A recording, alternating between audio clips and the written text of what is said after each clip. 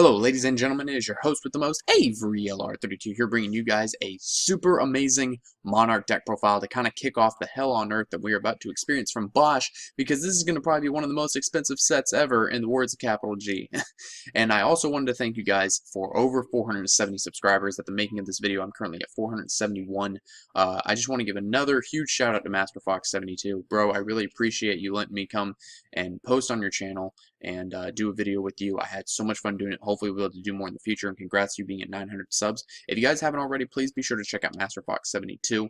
Puts out great content, as I said in my last video. I also want to apologize for not posting in a week. I'm in college, as most of you know, and so my second semester just started, and I've just been trying to kind of keep up with everything. I was actually just reading a little bit of one of my textbooks, so I can do these questions later. Right before I got to making this video, but I knew that I hadn't posted in a week, and I really needed to put out a video for you guys. So in case there's some days where it's like 4 or 5 days without posting, don't worry, I'm still Yugioh-tubing. It's just because I'm really trying to get all this schoolwork under my belt, and hopefully you guys will be understanding of that, like you guys have been in the past. So, you know, no need to worry about that. But anyway, let's hop right into the deck profile. So what this is a Monarch deck, obviously, but instead it has the Egyptian god cards in it with Winged Dragon Raw Spear mode. I got this inspired actually from a video I saw on Galactic Gods channel while I was looking at Asian Eyes' channel, because someone had sent in a deck profile of basically a Pepe deck, but it had the god cards in it, which is really interesting. And that just goes to show that the power of the pendulum mechanic itself literally makes anything playable. Like, even the Egyptian god cards are playable now, because you can just, you know, have a scale of like 1 and 8 of like Dragon Pulse and Dragon Pit, bring out like 3 performages, like, it doesn't matter what they are, even all 3 of them could be pendulum monsters, doesn't matter, and then you can sack off all 3 for like an obelisk or a cipher or whatever it is that you want to do. So anyway, let's get right into this deck profile, and I'll explain the cards as I go along, because this card is really good. So let's get into it. So of course you have the 3 Egyptian god cards. These are my favorite cards out of the entire game, besides the Sealboard Calculus and of course Self-Destruct Button, for obvious reasons. But the Egyptian gods have always had a special place in my heart. I remember back when I was in the 3rd grade, I got all A's and B's in my final report card for the year, and so my dad ended up taking me to this cool card shop that used to be here in Jacksonville and bought me this like card case, and it was all 3 Egyptian gods in this case. Like, the cards have never been touched, and it has screwdriver pins in this like little case. I might show it on camera one day in like maybe my next video if you guys want to see that. And it's literally all 3 Egyptian god cards. It's got the Japanese writing in the bottom left-hand corner that says this card cannot be used in a duel. And it's just it's my most prized possession I've ever acquired, not in this game, but just throughout all my years of Yu-Gi-Oh! So the gods definitely have a special place in my heart, and of course the art is badass. Then we have 1 Winged Dragon Raw Spear mode.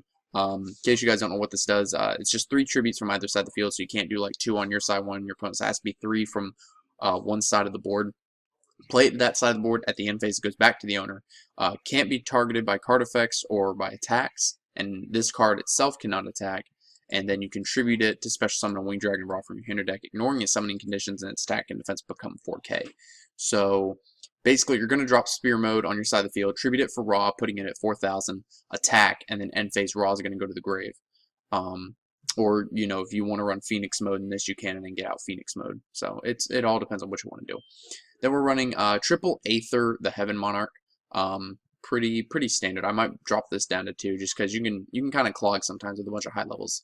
And then we got 1 Erebus, 1 Mobius the Mega Monarch, 1 Thestalos the Mega Monarch, 1 Zaborg, and 1 Caius the Mega Monarch. These work pretty good. They do what they need to do. Not much really to explain there. They're just other beaters. And the field spell also kind of plays an important role for the high levels as well. Then we have Mithra the Thunder Vassal and Landrobe the Rock Vassal. Mithra, all he does is that if he's in your hand, you can special summon him. And then if you do, you can play out a Vassal token that's Thunder type Light, level 1, attack 800, defense 1,000 to your opponent's side of the field in defense position. And then if Mithra is tributed for a tribute summon, you can use this effect to tribute summon a monster during your main phase this turn in addition to your normal summoner set. So usually the play is you'll go Idea for Mithra, or if you have like Mithra in your hand, you can go Idea for Aetios, special summon out Mithra, and then activate Monarch Stormforth on the token, and then sack off the token Mithra and like Idea for a god card. and then you still have Yugioh on board to perform an extra normal summon for the turn, or excuse me, then you still have Mithra to perform the extra tribute summon if you want to. Then we have 3 Yugiohs, pretty standard, and then we got the one of Battle Fader. Yes, this build is copied from Galactic Gods. I just want to throw that out there now. I don't want people saying that I'm trying to take the credit for myself. I just wanted to throw this out here because I have tested with this extensively, and it is actually fairly competitive. Not the best build. There are better builds out there, like the OTK build, but this build is still very, very good. And then we have 3 Pantheism, 3 Precious Cards from Beyond. So what this does is that whenever you tribute summon a monster using 2 or more tributes, you get to draw 2 cards. So, like, one play that I saw in Galactic Gods replay was that the guy played out 3 Precious Cards from Beyond, and then he ended up like playing Monarch Stormforth on his opponent's monster, played out Idea and Yugioh, and then sacked off all 3 monsters for Obelisk and ended up, or for Slifer, excuse me, and drew 6 cards because of each one, which is pretty busted. So you're already starting off with Slifer at 6,000 plus whatever else was in your hand. And then we got 2 March, standard, 1 Return of the Monarchs. It does what it needs to do. If you end up getting the search off, then you do. A lot of these are kind of 1-ofs and 2-ofs, as you can clearly tell with like Tenacity and whatnot, so you don't really draw these a lot, but it's there if you need it. Then we got 1 Monarch Stormforth, 1 Dominion of the Legendary Monarch. This is why you can't have an extra deck with this deck, because with the field spell you can't have an extra deck. And if you control a tribute summon monster and your opponent does not, then your opponent cannot special summon a monster from the extra deck. And then if a tribute summon monster you control attacks an opponent's monster, it gains 800 attack during damage calculation only.